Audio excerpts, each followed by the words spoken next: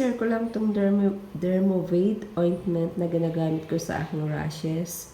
Sa una kong vlog, pinakita ko sa inyo yung Dermovate na malaki na nabili sa Dubai, sa UAE.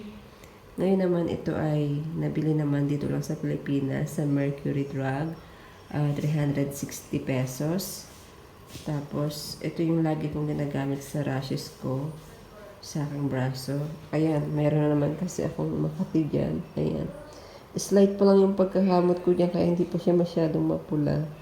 Pero ayaw ko nang palalain. Kaya lalagyan ko na siya ng Dermovate ointment. So, papakita ko sa inyo kung gaano ka-effective ang Dermovate ointment. Sa pangalawa kong vlog, ginamit ko ang Dermovate ointment sa aking mamaso sa ilong. Yun. Medyo matagal na yung video na yun, kaya kung mababalikan nyo, pwede nyo pa rin panoorin. So, lalagyan ko na guys para makita nyo na effective talaga to. Ilang days lang. Baka nga 2 to 3 days lang. Hindi lang baka. Talagang 2 to 3 days lang. Pinakamatagal na yung 1 week na gamutan nito kapag ginamit nyo ang ointment sa inyong rashes. Diba yun? Pinapanood mo na naman yan? Oo. I-mute mo ba ito? Huh?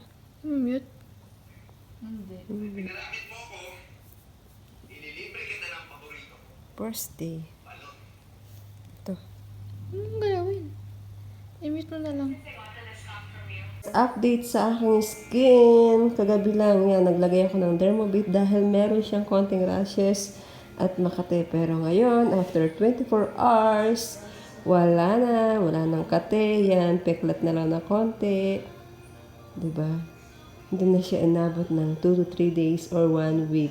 Kasi depende naman yan kung ano yung rashes na dadapo sa inyong skin.